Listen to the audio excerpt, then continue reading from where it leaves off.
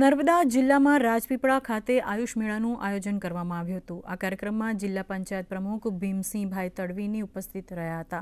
આયુષ મેળામાં નિદાન તથા સારવાર કેમ્પ, યોગ શિબિર, ઔષધીય વનસ્પતિઓનું પ્રદર્શન તેમજ આયુર્વેદ આધારિત દિનચર્યા, ઋતુચર્ચા અને આહાર વિહાર ચાર્ટનું પ્રદર્શન કરવામાં આવ્યું હતું। આયુષ પદ્ધતિઓ દ્વારા રોગ પ્રતિકારક શક્તિ વધારવા, સ્વસ્થ જીવનશૈલી અપનાવવા અને કુદરતી ઉપચાર અંગે માર્ગદર્શન આપવામાં આવ્યું હતું।